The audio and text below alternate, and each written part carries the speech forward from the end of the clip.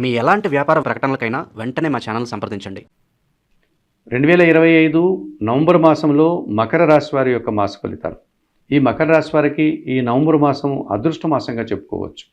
ఈ పవిత్రమైనటువంటి కార్తీక మార్గశిర మాసాల కలయికైనటువంటి ఈ నవంబర్ మాసంలో ఈ మకర రాశి వారికి చాలా కార్యక్రమాలు పూర్తి చేస్తారు.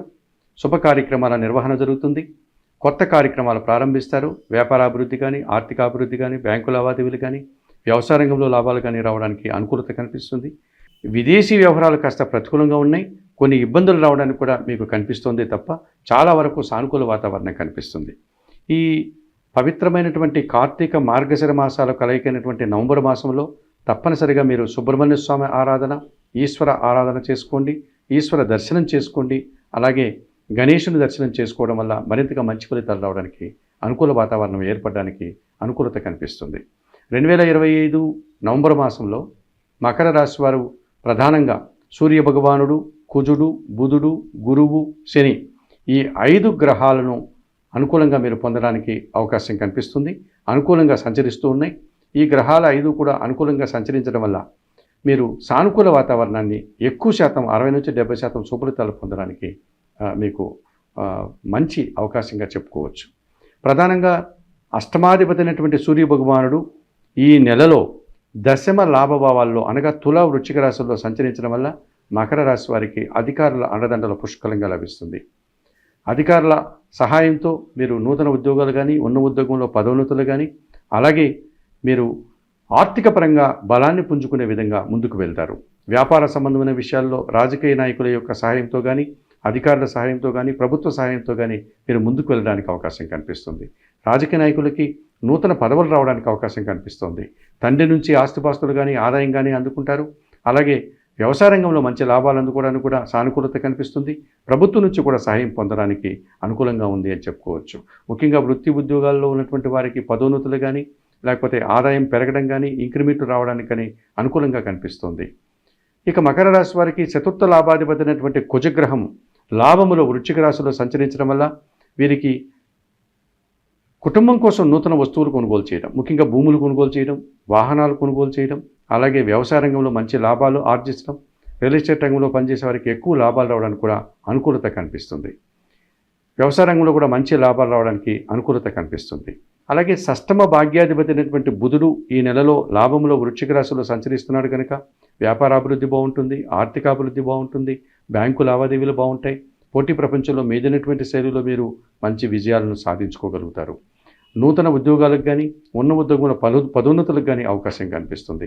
అలాగే వ్యాపారంలో మంచి సానుకూల వాతావరణం కానీ, లేకపోతే వ్యాపారపరమైనటువంటి నూతన పెట్టుబడులు పెట్టడానికి కూడా అనుకూలత కనిపిస్తుంది. ఇక తృతీయ వ్యయాధిపతి అయినటువంటి గురువు ఈ నెలంతా కూడా సప్తమంలో కర్కాటక రాశిలో సంచరించడం వల్ల జనసహకారం బాగుంటుంది, సమాజంలో పేరు ప్రఖ్యాతులు తెచ్చుకుంటారు, విద్యా సంబంధమైనటువంటి విషయాల్లో మంచి ఫలితాలను ఆర్జిస్తారు.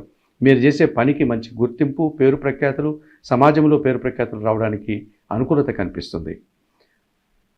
జన్మ రాష్ట్రాధిపతి ద్వితీయాధిపతి అయినటువంటి శని భగవానుడు ఈ నెలంతా కూడా తృతీయంలో మీనరాశిలో సంచరిస్తున్నాడు. జన సహకారము, పనివారి సహకారంతో చాలా పనులు పూర్తి చేస్తారు. వ్యవసాయ రంగంలో మంచి లాభాలను ఆర్జిస్తారు. రియల్ ఎస్టేట్ రంగంలో కూడా మంచి లాభాలు ఆర్జిస్తారు. ఇంటా బయట చాలా పనులు పూర్తి చేస్తారు. అలాగే మీ మాటకు విలువ పెరుగుతుంది.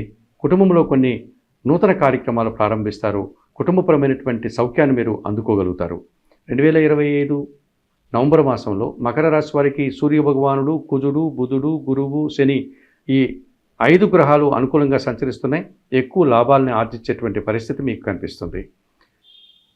ఈ మకర రాశి వారికి ఈ రవి భగవానుడు, కుజుడు, బుధుడు, గురువు, శని సానుకూలంగా సంచరిస్తూ ఎక్కువ లాభాలని ఇచ్చినప్పటికీ 3 గ్రహాలు ప్రతికూలంగా సంచరిస్తున్నాయి. ఆ 3 గ్రహాలను పరిశీలిస్తే 2025 నవంబర్ మాసంలో మకర రాశి వారికి శుక్రుడు, రాహువు, కేతువు ఈ 3 గ్రహాలు ప్రతికూలంగా సంచరిస్తూ కొన్ని ఇబ్బందులను ఇస్తున్నాయి. ప్రధానంగా పంచమ దశమాధిపతి అయినటువంటి శుక్రుడు ఈ నెలంతా కూడా దశమ భావంలో తులారాశిలో సంచరించడం వల్ల వీరికి స్త్రీలతో మనస్పర్ధలు వచ్చే అవకాశం ఉంది, సంతానంతో మనస్పర్ధలు వచ్చే అవకాశం ఉంది, ఆత్మీయులతో మనస్పర్ధలు వచ్చే అవకాశం ఉంది.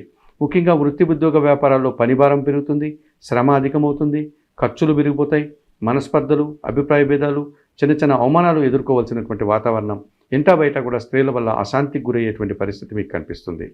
ఇక ద్వితీయంలో కుంభరాశిలో రాహువు సంచరిస్తున్నాడు. మీ మాటల వల్ల అపార్థాలు, కుటుంబంలో దుబారా ఖర్చులు, విదేశీ వ్యవహారాలు ప్రతికూలంగా ఉంటాయి.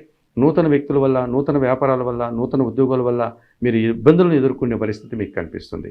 ముఖ్యంగా విదేశాలకు వెళ్ళాలనుకుంటే విద్యార్థులు కానీ, విదేశాల్లో వ్యాపారాలు చేయాలనుకున్న వారు కానీ, విదేశాల్లో ఉద్యోగాలకు వెళ్ళాలనుకున్న వారు కానీ 1-2 సార్లు ఆలోచించి ఈ ప్రతికూల సమయం కనుక వాయిదా వేసుకోవడం మంచిదని వారికి సలహా చెప్పవచ్చు. అలాగే అష్టమంలో సింహరాశిలో కేతువు సంచరిస్తున్నాడు.